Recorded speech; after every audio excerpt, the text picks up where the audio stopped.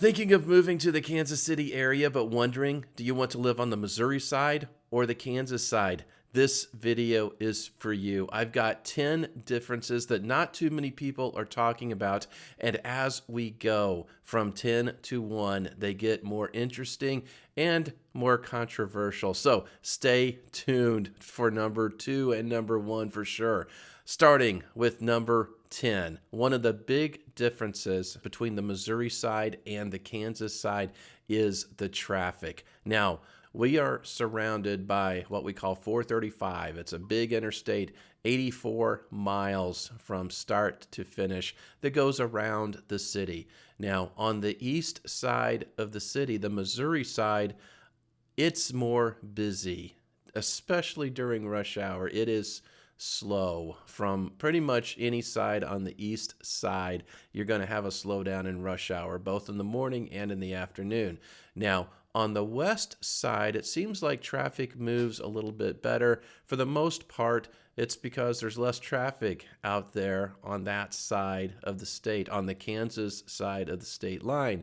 Now, that seems to be changing. It seems the growth patterns, it seems like there's more people moving towards the west side of the overall city of Kansas City. So we're not sure how long we're going to have the quicker traffic on the west side. But for now, the quicker traffic, the easier rush hour is on the west side of the city. Now, if you're on the inner part, for example, if you're going up I-35, if you're going north or south, well, it's bad in the morning and bad in the afternoon.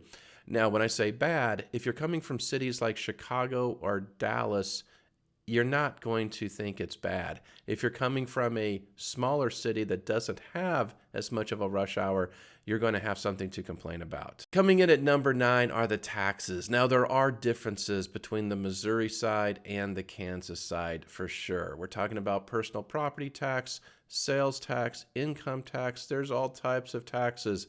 The good news is they pretty much wash out. There's not a compelling reason, at least that I have found, to live on one side of the state or the other, with one exception.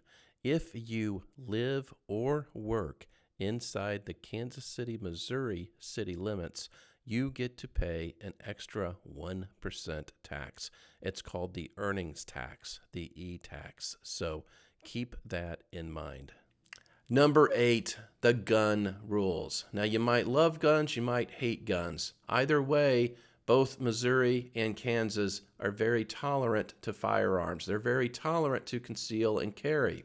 Now, if you want to shoot a person as they're breaking in to your house, it is pretty much okay to do that on the Kansas side or the Missouri side. The big difference is if they're just breaking in, you can shoot them in Missouri. In Kansas, you have to come up with a reason that your life is threatened. For the most part, I'm not a lawyer. Check with your lawyer if you want to shoot somebody in your house. But for the most part, Missouri is more favorable to shooting a person as they're breaking into your house. Okay, this doesn't get too much coverage. It is the differences between the DMV of Kansas and Missouri. Now, for the most part, it's a miserable experience in either, but Missouri, what I found, is more miserable than Kansas. Missouri is a bit antiquated when it comes to systems across the government. For example, I'm very familiar with the real estate licensing process in Missouri and Kansas, and I can tell you, Missouri takes longer. Okay, it's just one of those things, and it translates to pretty much every form of government. I will say Missouri was incredibly quick on coming up with a reason to tax people with electric cars to make sure you're paying your fair share to use the roads in Missouri. They're very fast on that. Not very fast on any other thing that remotely resembles modern technology. All right, one of the differences between Missouri and Kansas is snow removal. We don't get a ton of snow in Kansas City, but when we do, it is a mess. When the snow is falling, just stay off the roads. They are a mess, both on the Missouri side and the Kansas side. The difference is once it stops snowing, okay? The Kansas roads get better a lot faster than the Missouri roads. Typically, let's say 12 hours on the Kansas side. Now, it's going to depend on how much snow we get. If we get 3 feet, yeah, it's going to take longer than 12 hours. If it's a typical snow event here in Kansas City, about 12 hours after it stops snowing, the Kansas roads are pretty good. On the Missouri side, you really need 24 hours or more before they catch up to the Kansas side. The number 5 difference is the way the cities are growing. Now, in Kansas, when we see a nice new factory or a big subdivision taking root, it's basically some farmer probably died that had 100 acres and the kids want their money, so they sell it to some big developer, and that's what happens. So the developers have a nice, pretty much flat 100-acre plot or so to start working on. Now, Missouri has some open spots left, but it's kind of like the developers have been looking at that plot for 50 years and pretty much saying, yeah, we good, okay? Yeah. Well, once you get here, you'll know what I'm talking about. There's land to develop on the Missouri side, but the land that is suitable for development, for one reason or another, developers have chose not to develop on that land. And that's one of the big reasons why I think Kansas looks nice and new in general than the Missouri side. Now, when we're talking about Kansas versus Missouri, there are all types of counties on the Missouri side that we consider, in the Kansas City area. Let's say there are 6 counties. On the Kansas side, there's pretty much 2 predominant counties. And then if we go into the big ones, we're talking about Johnson County on the Kansas side and Jackson County on the Missouri side. Now, the median household income in Johnson County is $81,000 compared to $46,000 on the Jackson County side. Now, you can imagine, yes, Johnson County looks nicer and newer. Of course, there's a strong correlation between the average household income and how nice and new an area looks. Now, that being said, you can find Johnson County looking homes on the Missouri side, even in the Jackson County side. For example, Lee's Summit. Lee's Summit has a median household income of $106,000. The point is, if you want a Kansas looking house, you can find them on the Missouri side.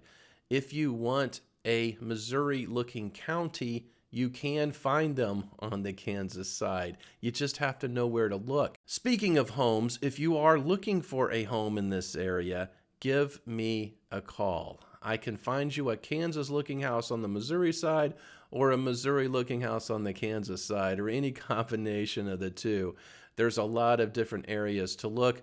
The square miles in this area are in the thousands, so there's pretty much something for everybody. So call this number and we will talk all about it. Okay, number 3 is near and dear to my heart. If you like riding your bicycle on paved trails, Kansas has Missouri beat hands down. Just in Johnson County, we have 300 miles of paved trails to explore on your bicycle, or walk, or jog, you name it. The Missouri side, Jackson County only has 30 miles of paved trails. So a huge difference. If you like to get out and ride your bike on these paved trails, Johnson County is the place to be. Even if you live on the Missouri side, it's worth driving over to the Kansas side just to use their trails. Okay, we're getting into the good stuff now. Number 2, one of the big differences between Kansas and Missouri is alcohol. Now, you can buy alcohol on both sides of the state line, of course.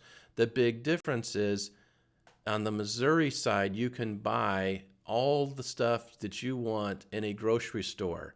On the Kansas side, not so much. You're limited to the types of alcoholic beverages that you can buy in the grocery store. As a result, on the Kansas side, we have these things called liquor stores that you have to go to buy the things that you can't buy in grocery stores.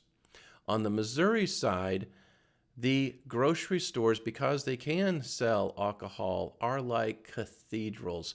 The grocery stores, I love the Missouri grocery stores. They're some of the nicest, biggest grocery stores I have been in. And one of the reasons is, I think, is because they can put, every type of alcoholic beverage in this store you can imagine. The liquor department in a lot of these stores in Missouri is actually bigger than the liquor stores on the Kansas side. So if you like to drink your alcohol and you like to buy it while you're buying the rest of your groceries, then Missouri is the spot for you. And speaking of those groceries, a Missouri Costco typically has a fantastic liquor and wine selection compared to the Kansas Costco stores, which do not. So if you're into that type of stuff, you're going to enjoy the Missouri side of Kansas City better. Okay, the number one big difference. This only affects 20% of you or so, and that is marijuana. In Kansas, it's pretty much a no-no. In Missouri, you got it. For medicinal purposes or recreational purposes, you can buy your weed in Missouri. So if you're into that, you can definitely buy it legally in Missouri. And oddly enough, the places that you're buying it legally in Missouri have a lot of Kansas license plate in the parking lot. I'm not sure how that works because it's illegal to take it across the state line. So I'm not sure what's going on there. But if you like weed, Missouri is the more friendly state for you.